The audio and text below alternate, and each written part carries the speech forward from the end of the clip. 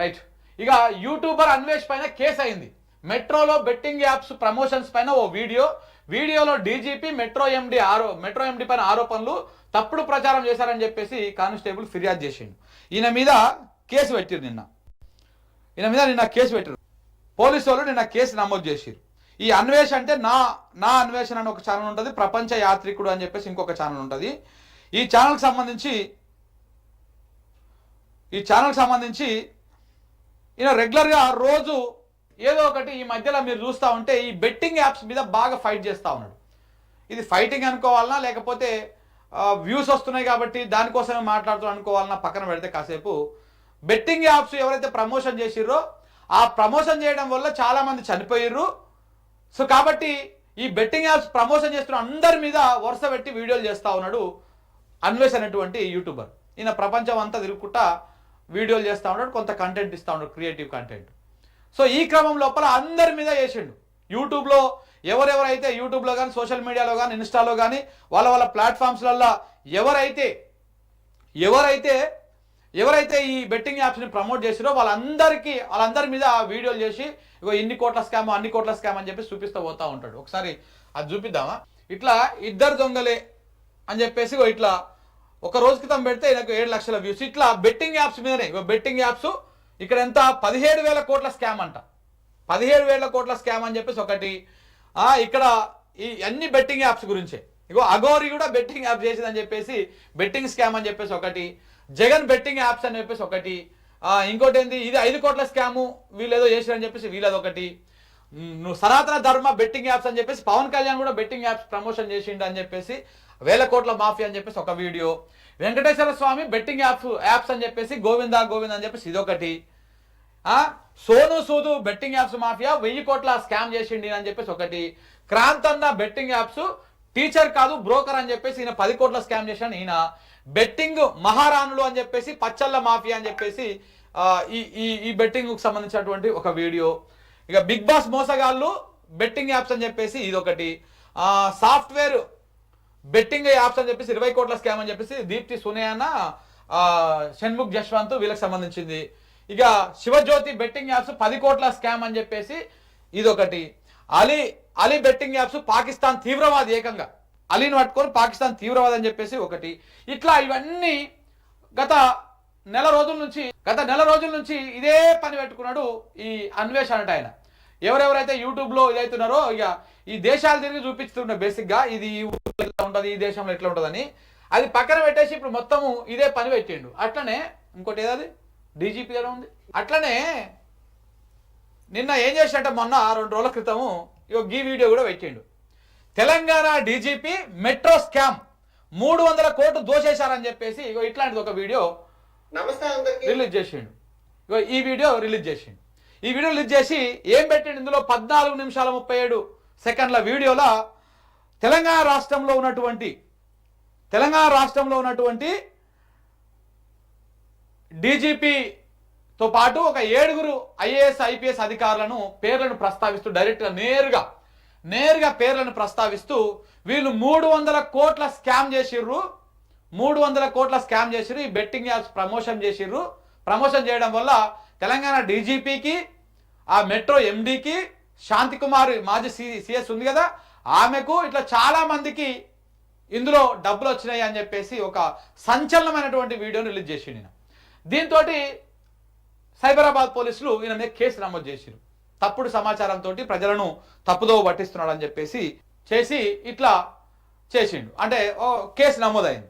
ఆ కేసు నమోదైన తర్వాత ఇక ఇప్పుడు ఎవరెవరైతే బేసిక్గా ఆయన మాట్లాడుతూ అన్వేష్ అనేటటువంటి ఈ వ్యక్తి మాట్లాడుతూ యూట్యూబర్ మాట్లాడుతూ నేను అన్ని సాక్ష్యాలతో చూపిస్తా అంటాడు. కానీ ఆయన చెప్పడమే సాక్ష్యం. సాక్ష్యాలతో చూపిస్తా అంటాడు, చెప్పడమే సాక్ష్యం, నోటితో చెప్పడమే సాక్ష్యం అనమాట. అంతకు మించి ఇంకోటి ఏం లేదు. ఏదైనా పేపర్ తీసుకొస్తాడా, ఇక్కడ నుంచి ఇక్కడ వచ్చినాయి అట్లాంటివి ఏం లేదు. గూగుల్లో ఆ వికీపీడియా ఓపెన్ చేస్తే అందులో ఉన్నటువంటి కొన్ని డాటా ఇవి తీసుకొని ఇవే సాక్ష్యాలతోటి ఆధారాలతో నేను చూపిస్తున్నా అని చెప్తూనే ఉంటుంటేనే అట్లా అందరి మీద యూట్యూబర్ల మీద ఇన్ఫ్లుయెన్సర్ల మీద మాట్లాడితే నడిచింది. ఇప్పుడు బేసిక్గా ఈ బెట్టింగ్ యాప్స్ ప్రమోట్ చేస్తున్నటువంటి వాళ్ళందరినీ ఒకటేసారి పెట్టి 1 గంట సేపు వీడియోలో ఎక్స్ప్లెయిన్ చేస్తే అయిపోతుంది. కానీ నా అన్వేష్ అనేటువంటి ఈ యూట్యూబర్ చాలా తెలివి కలవాడు అనమాట. ఒక్కొక్కరి మీద ఒక్కొక్కరిగా వీడియోలు చేసుకోవచ్చు. ఇట్లా దాదాపు ఒక 20-30 వీడియోలు చేసిండు. ఒక్కొక్క వీడియో మిలియన్స్ వ్యూస్ పోతూ ఉంటాయి. దానివల్ల ఏమవుతుంది, ఎందుకంటే యూట్యూబ్లో కూడా చూడండి, గుర్తుపెట్టుకోండి, సబ్జెక్టు చెప్తే చూసేవాళ్ళు చాలా తక్కువ ఉంటారు. ఒక వ్యక్తిని విమర్శించుకుంటా, వ్యక్తి మీద ఆరోపణలు చేసుకుంటా, వాళ్ళ మీద రకరకాల బూతులు తిట్టుకుంటా మాట్లాడితే చూసే వాళ్ళు ఎక్కువ ఉంటారు. ఇప్పుడు సపోజ్ శివజ్యోతి లేకపోతే ఇంకెవరో మన షణ్ముఖ్ జశ్వంతి లేకపోతే దీప్తి సునేనా వీళ్ళందరూ ఉన్నారు కదా, వాళ్ళని తిడుతున్నారు అనుకో, చూసే వాళ్ళు ఎక్కువ ఉంటారు. ఈయన అదే పని చేస్తారు అనమాట. బెట్టింగ్ యాప్స్ని ప్రమోట్ చేసినటువంటి వాళ్ళ మీద మాట్లాడడం ఓకే, వాళ్ళ పర్సనల్కి పోయి వాళ్ళ ఫ్యామిలీ దగ్గరికి పోయి ఇట్లాంటివన్నీ మాట్లాడడం వల్ల ఇంకా వ్యూస్ ఎక్కువ వస్తూ ఉంటాయి. దాంతో ఈ రుచి మరిగినటువంటి అన్వేష్ ఏం చేసిండు, వరుస పెట్టి అందరి గురించి మాట్లాడుకుంటూ వాళ్ళ మీద రకరకాల పంచులు వేసుకుంటూ బూతులు తిట్టుకుంటూ ఇగో గిన్ని వేల కోట్లు గిన్ని వందల కోట్లు అని చెప్పేసి చేసుకుంటూ వచ్చిండు. దానికి ఈ వేల కోట్లు 100 కోట్లు అనే దానికి ఒక ఆధారము అట్లాంటిది ఏముండదు అని చెప్పడమే ఆధారం అనమాట. సేమ్ అదే స్టైల్లో యూట్యూబ్ ఇన్ఫ్లుయెన్సర్లు కానీ లేకపోతే సోషల్ మీడియా ఇన్ఫ్లుయెన్సర్లు కానీ వీళ్ళ మీద మాట్లాడితే నడిచింది చెల్లింది. ఎందుకంటే వాళ్ళు కూడా తప్పు చేసినారు. బెట్టింగ్ యాప్స్ ప్రమోట్ చేయడం అనేది తప్పు వాళ్ళు కూడా చేసింది. బెట్టింగ్ యాప్స్ ప్రమోట్ చేయడం వల్ల వాళ్ళని ఫాలో అయ్యే వాళ్ళు, వాళ్ళని చూసేవాళ్ళు, అభిమానించే వాళ్ళు కొంతమంది ఆ బెట్టింగ్ యాప్స్లలో ఆడి పైసలు పోగొట్టుకొని ప్రాణాలు పోగొట్టుకొని కుటుంబాలాగం అయ్యి ఇదంతా అయ్యింది. కాబట్టి వాళ్ళు తప్పు చేసారు కాబట్టి వాళ్ళు ఎక్కడ కూడా బయటకు పోయి మాట్లాడలేకపోయారు. కేసు పెట్టడమో ఈయన చేసేటువంటి ఫేక్ ఎలిగేషన్స్ మీద కేసు పెట్టడమో ఇట్లాంటివి చేయలేకపోయారు. కానీ నిన్న ఏకంగా పోలీసు వాళ్ళ మీద, పోలీస్ బాస్ అయినటువంటి డీజీపీ మీద, అధికారులకు బాస్ అయినటువంటి శాంతికుమార్ మీద, సిఎస్ మీద, ఈ మెట్రో ఎండి ఎన్విఎస్ రెడ్డి మీద, ఇట్లాంటి అందరి మీద 300 కోట్ల స్కామ్ అని చెప్పేసి ఉట్టిన ఫేక్ ఎలిగేషన్ చేసడంతో పోలీసు వాళ్ళు ఈయన మీద కేసు నమోదు చేశారు. సుమోటోగా స్వీకరించి కేసు నమోదు చేశారు. ఇంకా ఇందులో చాలా విషయాలు మాట్లాడండి, మనం అది ప్లే చేస్తే మళ్ళీ కాపీరైట్ పంచాలు ఇవన్నీ వస్తాయి. నేను భారతీయుడిని సిగ్గుపడుతున్నా. ఈ భారతదేశము మొత్తం అవినీతి దేశం.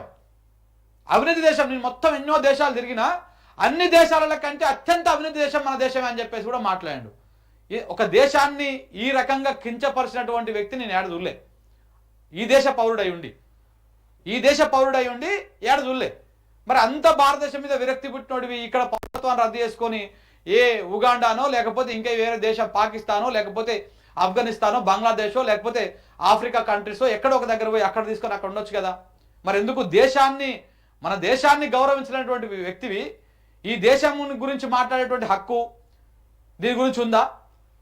ఎంత సింపుల్గా చెప్తారంటే, నేను మొత్తం తిరిగినా ఏ దేశంలో ఇంత కరప్షన్ లేదు, మనకు సిగ్గనిపిస్తుంది, భారతదేశము పెద్ద అది అన్నట్టుగా మాట్లాడడం జరిగింది.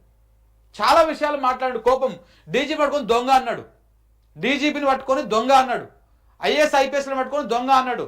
ఈ మహానుభావుడికి రాష్ట్ర బడ్జెట్ ఎంత? 13,000 కోట్లు ఒక రాష్ట్ర బడ్జెట్ అంట. తెలంగాణ రాష్ట్ర బడ్జెట్ దగ్గర 3 లక్షల కోట్లు. ఒక 50,000 కోట్లు సెంట్రల్ గవర్నమెంట్ బడ్జెట్ అంట. సెంట్రల్ గవర్నమెంట్ బడ్జెట్ అంతా మనమన్నా పెట్టిరు కదా. కాబట్టి ఇట్లా ఐఏఎస్లకి ఐపీఎస్లకి కొంత ఆ తేడా తెలవకుండా ప్రజా ప్రయోజన వాద్యం అనేది విషయం కూడా తెలియదు ఇతగాడికి. అదే ప్రజాప్రతినిధి వాద్యం ఏదో చెప్తా ఉన్నాడు ఆడికొచ్చి. కోర్టులో ప్రజా ప్రయోజన వాద్యం పిల్లేసిర్రు అనేటువంటి విషయం కూడా క్లారిటీ లేకుండా మీకు ఐఏఎస్లకు ఐపీఎస్లకు జ్ఞానం లేదా, సబ్జెక్ట్ లేదా అని చెప్పేసి మాట్లాడడం జరిగింది.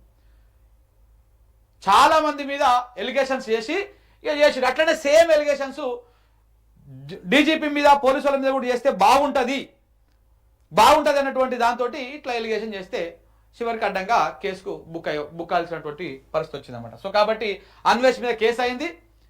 ఇప్పుడు ఏమవుతున్నది, నా అన్వేషణ అనేటువంటి వ్యక్తి ఇప్పుడు రేపో మాపో మరి వాళ్ళకు పోలీసులు వాడికి పంపిస్తారా లేకపోతే విచారణకు రమ్మంటారా, అరెస్ట్ చేసి తీసుకొస్తారా, ఏమైతే చూడాలి. ఈయన విదేశాల్లో ఉన్నాడు కాబట్టి నిన్న రీసెంట్గా మూర్తి గారి ఇంటర్వ్యూలో చూసాను నేను, ఎక్కడ ఆఫ్రికా కంట్రీస్లో ఎక్కడో ఉన్నాడంట. సో కాబట్టి ఆయన తీసుకొస్తారా? వాస్తవానికి కూడా నా అన్వేషణటువంటి ఈ మిత్రుడికి ఈ పోలీసు వాళ్ళే స్టార్టింగ్లో బాగా జాకిలు పెట్టి లేపారు. ఆయన ఎవరు, ఆర్టీసీ ఎండి సజ్జనార్ ఈయన కలిసి ఒక ఏమంటారు ఒక జూమ్ మీటింగ్ పెట్టుకొని మొత్తం ప్రపంచానికి అందరికీ నీతులు చెప్పారు వాళ్ళు. కానీ చివరికి ఆ పాముకు పాలు పోసి పెంచితే మనల్నే కాటేసినట్టుగా ఎవరైతే ఏ పోలీస్ అయితే ఏ ప్రభుత్వం అయితే ఎంకరేజ్ చేసి ఈయన పట్ల అదైందో ఇలా ఆ ప్రభుత్వం మీదనే ఆ ప్రభుత్వంలో ఉన్నటువంటి పోలీసుల మీదనే ఉన్నతాధికారుల మీదనే ఈయన ఇవాళ ఆరోపణలు వేసే కాడికి వచ్చింది కథ. సో కాబట్టి నిన్న కొన్ని ఛానల్స్లో కూడా వార్తలు చూసినాం. ఆరోపణలు చేయొచ్చు, ఆధారాలు ఉంటే, సాక్ష్యాలు ఉంటే ఆరోపణలు చేయొచ్చు. కానీ ఏమీ లేకుండా ఉంటేనే ఒక పోలీస్ బాస్ను పట్టుకొని 300 కోట్లు తిన్నావు నువ్వు దొంగవి లంగవి అంటే ఎట్లా ఉంటుంది? సో కాబట్టి ఒక అదుపు లేకుండా పోయింది. దీని మీద మరి పోలీస్ శాఖ అయితే సీరియస్గా తీసుకోవడం తెలుస్తూ ఉన్నది. ఈయన డిలీట్ చేసిండు ఈ వీడియో పెట్టి డిలీట్ చేసిండు. ఎవరో డౌన్లోడ్ చేసుకొని వేరే ఛానల్లో పెట్టిరు. 14 నిమిషాలు ఉంటుంది. అయితే ఇందులో మొత్తం మాట్లాడినాక లాస్ట్కి పోయినాక ఇదంతా ఫేకు, ఇదంతా కల్పితం మాత్రమే అంటాడు. అంటే అప్పటిదాకా లంగ అన్నాడు, దొంగ అన్నాడు, 300 కోట్లు అన్నాడు, తిన్నరన్నాడు, లాస్ట్కి మాత్రం ఇది ఫేకు కల్పితం అని చెప్పేసి అన్నమాట. సో కాబట్టి ఇదంతా కూడా ఒక హైప్ అంటే వ్యూస్ పిచ్చిలో జరుగుతున్నటువంటి వ్యవహారం ఇది.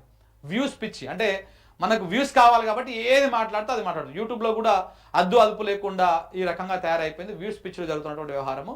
సో ఇది కొంత కట్టడి చేయాల్సినటువంటి అవసరం కూడా ఉన్నది మిత్రులారా. ఇది నాన్ వెజ్ మీద అయినటువంటి కేసు సంబంధించినటువంటి వ్యవహారము.